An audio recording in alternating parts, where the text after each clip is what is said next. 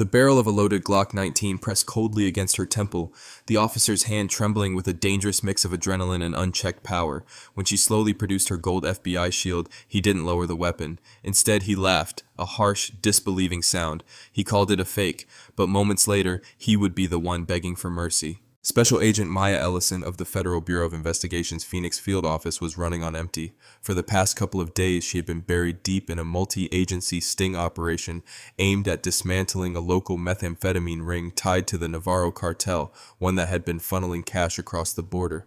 Maya hadn't slept properly in days. Her eyes stung with fatigue, her shoulders ached from the weight of the tactical vest she had finally discarded in the trunk, and all she wanted was a hot shower and hours of uninterrupted rest. She was driving an unmarked, unremarkable 2014 Ford Taurus, a fleet vehicle built to disappear into the dusty landscape of the American Southwest. Maya herself was dressed casually in a faded gray t-shirt, dark denim jeans, and a well-worn pair of Converse sneakers. Her natural hair was pulled back into a tight, practical bun. Without her tactical gear or her usual tailored suit, she didn't look like a high-ranking federal agent. She looked like any other tired driver trying to make it home. And in the terrifying moments that followed, that was precisely the problem. The digital speedometer read a steady 65 miles per hour. The cruise control was engaged. Maya was a woman of habit and iron discipline. She didn't speed, she didn't swerve, and she never invited unnecessary trouble with local law enforcement. But as she passed a rusted billboard advertising a long-closed diner, the glaring flash of red and blue lights suddenly exploded in her rearview mirror. Maya let out a long, weary sigh and checked her mirrors. Really? She muttered to the empty car. She tapped the brakes to disengage the cruise control, signaled, and eased the Taurus onto the gravel shoulder. Dust billowed up in a thick cloud, briefly hiding the cruiser that pulled up aggressively close behind her. Through her side mirror, she watched the driver's door of the cruiser swing open. Out stepped Officer Harlan Voss. Voss was the kind of man who wore his authority like an ill-fitting uniform, too tight in some places, too loose in others. He had served with the local county sheriff's department for several years, long enough to feel a dangerous sense of ownership over this lonely stretch of highway, but not long enough to have learned wisdom or restraint. He strode toward her vehicle with his right hand resting casually on the butt of his service weapon. From the passenger side, a younger, visibly nervous rookie named Jasper Reed emerged and hung back near the trunk of the Taurus, his eyes darting across the empty desert.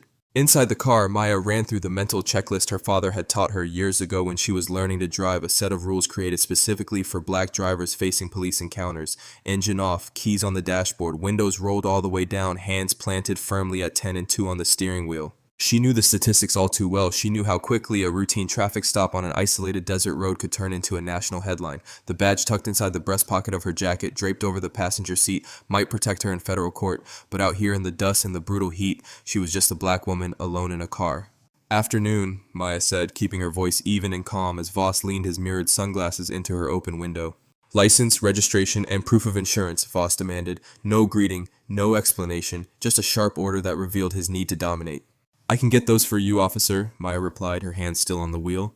"My wallet is in the inside pocket of the jacket on the passenger seat. I'm going to reach for it now." "I didn't ask for a narration," Voss snapped. "Just get the damn license." Maya turned her head slowly, every movement deliberate and visible. She unzipped the pocket of her dark windbreaker and pulled out her leather wallet. She deliberately left the FBI credentials case inside. There was an unspoken rule among federal agents. Don't flash your badge at local cops unless absolutely necessary. It could come across as arrogant. She just wanted to hand over her civilian driver's license, accept whatever ticket he had invented, and get home to her bed. She passed her Arizona driver's license through the window. Voss snatched it, glancing from the card to her face, his lips twisting into a sneer. "Maya Ellison," he read aloud, drawing out her name like he was tasting something sour. "You know why I pulled you over, Maya?" "I don't, officer." "My cruise control was set to the speed limit." "You swerved," Voss lied, without hesitation. "Crossed the yellow line back there a little while ago. You been drinking? Smoking something?" A cold spark of anger flared in Maya's chest, but she kept her breathing steady. "No, officer, I'm completely sober. I'm just trying to get home." "Step out of the vehicle," Voss commanded. Maya froze. "Excuse me?" "Are you deaf? I said step out of the vehicle." Voss leaned back, his hand closing fully around the grip of his holstered gun. "Officer," Maya said, her voice dropping into the cool, authoritative tone she used in interrogations, "I have not committed a moving violation. There is no probable cause to order me out of my vehicle during a routine traffic stop. You can write the citation, and I will be on my way." Voss's face flushed a deep, ugly red. He wasn't used to being challenged, especially not out here, and certainly not by a woman who looked like Maya. He saw the faded t-shirt, the old car, the color of her skin, and he decided she was powerless. It was a fatal mistake. Listen to me very carefully, Voss hissed, ripping his gun from the holster and leveling it straight at Maya's face through the open window. You are going to open this door and get out on the ground, or I am going to rip you through this window. Do you understand me? From behind the Taurus, rookie Jasper Reed gasped and took a step forward. Harlan, Jesus, man, what are you doing? Shut up, Reed. Watch the perimeter, Voss screamed over his shoulder, his eyes wild as he shoved the barrel of the Glock closer to Maya's temple. The situation had crossed a line from which there was no turning back. Time seemed to stretch and slow. The heavy metallic click of the Glock's safety disengaging cut through the quiet desert air. Maya had heard that sound countless times on the firing range, but having the black eye of a loaded barrel inches from her skull was something else entirely. She didn't panic. Her heart raced, but her training took over. The man holding the gun was erratic, sweating heavily despite the dry heat, his finger far too close to the trigger. He was a powder keg, and any sudden move would give him the excuse he was looking for. Okay, Maya said, her voice eerily calm, projecting an icy stillness. My hands are on the wheel. I am complying. Open the damn door, Voss roared, spittle flying onto the windowsill. Officer Voss, Maya said, reading the name tag on his uniform, listen to me very carefully. I am a sworn federal officer. I am a special agent with the Federal Bureau of Investigation. My credentials are in the same jacket on the passenger seat. I am going to reach for them very slowly. If you shoot me, you will be murdering a federal agent and you will spend the rest of your life in Florence Supermax. Voss blinked, his brain struggling to catch up. For a split second, the gun wavered. Then a twisted, incredulous grin spread across his face. You're an FBI agent? He mocked, his voice thick with contempt. Yeah, and I'm the damn king of England. Get out of the car, you lying... He shook his head. You people will say anything. Harlan, hold on, Jasper called from the rear of the car, his voice shaking. Let her show the ID. Just let her show it, man. I told you to secure the perimeter, Reed, Voss snapped. He looked back at Maya. Fine, show me the fake badge. Do it slow. You flinch, I drop you. Maya kept her eyes locked on Voss's twitching trigger finger. Moving with deliberate slowness, she lifted her right hand from the steering wheel. She reached across to the passenger seat, her fingertips finding the cool leather of her FBI credentials case. She brought it into her lap, then slowly raised it toward the window and flipped it open. The gold shield caught the harsh, midday sun and glinted brightly. Beneath it was her official bureau identification card. Maya Ellison, Special Agent, Federal Bureau of Investigation, complete with the Department of Justice seal, watermarks, and Director Elena Vargas's stamped signature. Voss snatched the leather case from her hand without lowering his weapon. He held the gun on her with his right hand while bringing the badge up to his face with his left. He stared at it for a few agonizing seconds. Then he burst into laughter, a cold, cruel barking laugh that echoed across the empty desert. Whoa, Voss chuckled, tossing the credentials casually onto the hood of Maya's Taurus. The heavy badge scraped the paint as it slid toward the windshield wipers. I got to admit, that's high quality. What did that cost you on Amazon? $50? $100? Maya's eyes narrowed. The stillness inside her evaporated, replaced by a cold, sharpened fury. That is federal property, officer, and you have just assaulted a federal agent, detained me without probable cause, and are currently brandishing a deadly weapon at a sworn officer of the Department of Justice. I'm pointing a gun at a suspect resisting arrest who just presented forged law enforcement credentials, Voss countered smoothly, lost in his own fantasy. That's a felony, sweetheart. Now, for the last time, get out of the car. Maya knew she couldn't reason with him. Voss was too far gone, too blinded by bigotry and ego to back down. If she stepped out, he would throw her to the dirt, cuff her, and probably manufacture a resisting arrest charge. Or worse, his weapon might discharge in the struggle. She needed to tip the scales. All right, Maya said slowly, I'm stepping out. With her left hand, she reached for the door handle, but beneath the steering wheel, hidden from Voss's view, her right hand dropped to the center console. She didn't reach for her own weapon, the Sig Sauer P320 locked in its box under the seat. A shootout was exactly what Voss wanted. Instead, her fingers found the heavy encrypted satellite radio bolted to the console, the one she used to communicate directly with the Phoenix field office and surrounding federal task forces. By feel alone, she flipped the protective toggle on the side. Then she pressed and held the bright red panic button for several long seconds. It was a silent alarm. Miles away in the Phoenix field office, an alarm began blaring in the operations center, instantly broadcasting her vehicle's GPS coordinates. Because she was assigned to a joint multi-agency task force, the distress signal also went out to the dash consoles of every federal marshal, DEA agent, and state police supervisor in the area. Code 10 to 13. Federal officer down or in extreme danger. Respond code 3. All units. Maya pulled the door handle and stepped out into the sweltering heat. Before both of her feet were fully on the pavement, Voss lunged. He grabbed her by the shoulder of her t-shirt and yanked her violently forward, slamming her chest first against the hot metal roof of the Taurus. He kicked her legs apart with his heavy boots. "Hands behind your back!" he screamed, holstering his weapon and ripping a pair of steel handcuffs from his belt. Maya didn't fight him physically. She let him wrench her arms behind her back, feeling the cold steel bite into her wrists as the cuffs ratcheted tight. "Harlan, this is a mistake," Jasper pleaded, rushing forward. The young rookie looked terrified, staring at the gold shield still sitting on the hood of the car. He picked it up, tilting it so the holographic watermarks caught the light. "Harlan, this is real. The watermarks, it's a real Bureau ID." "Shut up, Reed," Voss panted, shoving Maya harder against the car to make sure the cuffs were secure. He leaned in close to her ear, his breath hot and sour with stale coffee. "You're going to prison, you hear me? Impersonating a federal officer. I'm going to ruin your life." Maya turned her head, resting her cheek against the scorching roof. She looked directly at Voss, her expression calm and unafraid. The trap had been sprung. Voss just didn't know yet that he was the one caught in it. "Officer Voss," she whispered, her voice carrying on the wind. "Look down the highway." Voss scoffed, but his eyes instinctively flicked toward the horizon. A short distance down the straight, flat stretch of Route 66, the heat haze shimmered violently. Then, bursting through it like a swarm of angry hornets, came the flashing strobe lights of multiple black unmarked SUVs racing toward them at high speed. The low, powerful rumble of high-performance engines grew louder, vibrating through the soles of Voss's boots. He squinted against the glare. 6 unmarked matte black Chevrolet Tahoes and Ford Explorers tore down the 2-lane highway in a tight, synchronized formation. They weren't just driving fast, they were flying, their grills devouring the distance. Hidden LED strobes behind their grills and windshields pulsed with blinding red and blue. The piercing wail of multiple federal sirens ripped through the quiet desert, a sound so loud and aggressive it seemed to rattle the teeth in Voss's skull. "What the hell?" Voss muttered, his grip on Maya's shirt loosening slightly. "Reed, did you call dispatch? Who the hell is that?" "I didn't touch the radio," Jasper yelled back, his voice cracking with panic. He was backing away from the Taurus, his hands rising instinctively. He looked from the incoming convoy to the gold FBI shield on the hood, and the terrible reality finally hit him. "Harlan," he said, let her go right now." "Shut up," Voss shouted, but the bravado was draining from his voice, replaced by creeping dread. The federal convoy didn't slow for a polite stop. They executed a rolling block, a maneuver designed to trap high-value targets.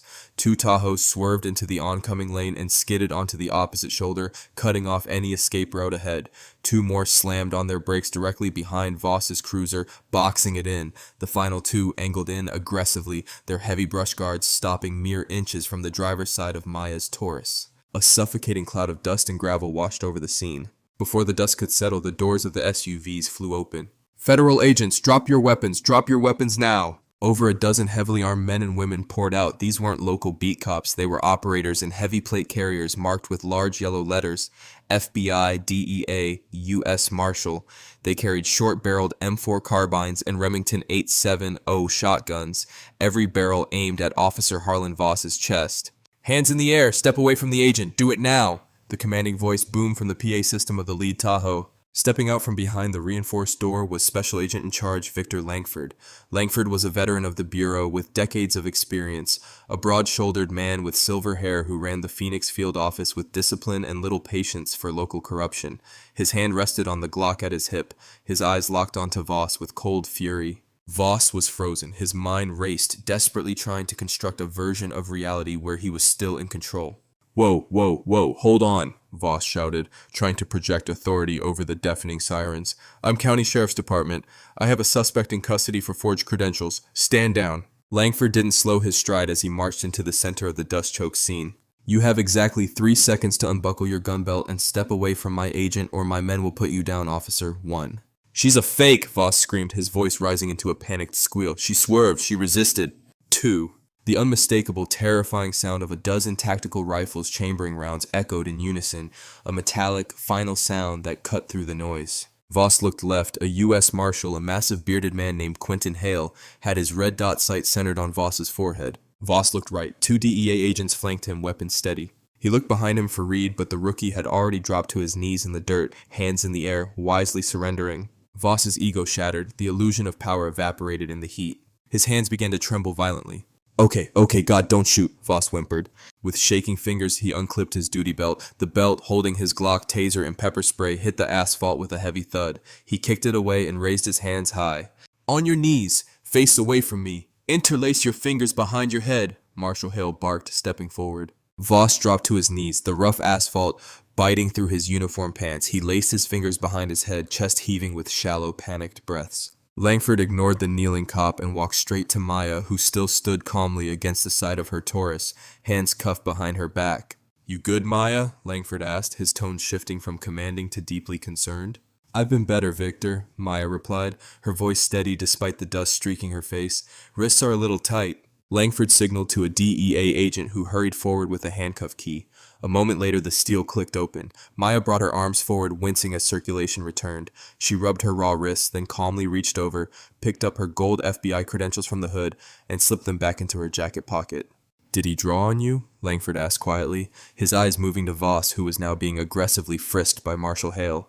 Glock 19 pointed directly at my left temple, Maya stated factually.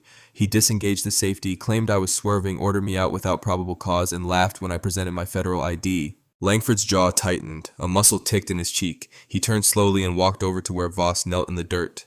Officer, Langford said, reading the name tag. Voss, is it? Voss looked up, his face pale and slick with sweat. The arrogant sneer was gone, replaced by the wide-eyed stare of a cornered animal. Please, you have to understand, Voss pleaded. We get a lot of smugglers on this route. They buy fake badges. They buy fake uniforms. I was just protecting my jurisdiction. Protecting your jurisdiction? Langford repeated, his voice dangerously quiet. By pulling over an unmarked federal fleet vehicle, holding a gun to the head of a special agent, and detaining her on the side of a highway? I didn't know, Voss begged, looking frantically toward Maya. Ma'am, tell them I didn't know. Maya walked over and stopped beside Langford. She looked down at the man who only moments earlier had held her life in his hands simply because he felt entitled to do so. I told you exactly who I was, Maya said, her voice like ice. I presented my credentials. You chose to ignore them because I didn't fit your narrow prejudice profile of what authority looks like. You saw a black woman in a t-shirt and you saw a victim. No, that's not it. Save it, Langford interrupted, holding up a hand. Here is the truly tragic irony of your day, Officer Voss. My task force has been out here rolling up the Navarro cartel's local meth distribution network, a network that, according to our wiretaps, has been paying off local county deputies to look the other way when their product moves down this highway. Voss's eyes widened in absolute horror. The color drained from his face. We didn't have names yet, Langford continued, leaning down until his face was inches from Voss's. We just knew there were dirty cops on this stretch of highway. Then out of nowhere, you pull over one of the lead agents on the Navarro case, point a gun at her head, and try to illegally detain her. Now, a reasonable person might look at that and think you were trying to silence a federal investigator to protect your cartel kickbacks. What? No, God, no, I don't know anything about any cartel, Voss screamed, thrashing against Hale's grip. I'm just a patrol cop. I'm not dirty. I just made a bad call. It was a bad stop. A bad stop, Maya echoed softly. That bad stop carries a mandatory minimum of several years in a federal penitentiary for aggravated assault on a federal officer, brandishing a firearm during the commission of a felony, and deprivation of civil rights under color of law. Marshal Hale pulled a pair of heavy, oversized federal handcuffs from his vest, rigid hinge cuffs that allowed no movement. Stand up, Voss, he ordered, hauling the weeping officer to his feet. He wrenched Voss's arms behind his back, the rigid cuffs locking into place. You're under arrest. Across the highway, one of the FBI agents was speaking quietly with rookie officer Jasper Reed. Reed was nodding vigorously, pointing at the dash camera in his cruiser and tapping his own chest. Langford looked over at the rookie, then back at Voss. Looks like your partner just volunteered to turn over the dash cam and body cam footage. He's very eager to cooperate. Funny how fast loyalty disappears when federal prison is on the table. Voss was sobbing now, his chest heaving as Hale dragged him toward the back of one of the black Tahoes.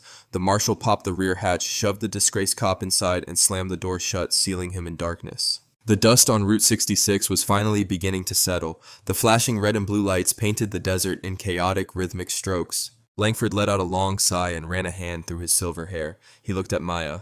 You handled that perfectly, Ellison. Most agents would have panicked. You kept him talking until we got the ping. I couldn't draw on him, Victor, Maya said quietly, watching the SUV that held Voss. If I had reached for my piece, he would have fired. He was looking for a reason. I saw it in his eyes. I know, Langford said softly, but he picked the wrong woman on the wrong day. Come on, let's get you in a Tahoe. Someone else can drive your fleet car back to Phoenix. You've earned a ride in the air conditioning. Maya nodded, exhausted but deeply satisfied. As she walked toward the waiting SUV, she glanced back at the flashing lights of Voss's abandoned cruiser. The highway was quiet again, the brutal Arizona sun beating down on the empty road.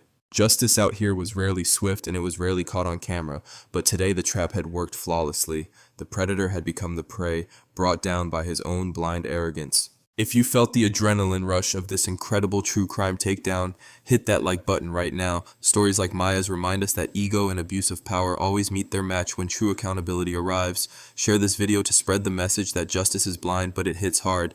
Don't forget to subscribe and ring the bell for more explosive real-life stories of dramatic twists and instant karma. Stay safe out there.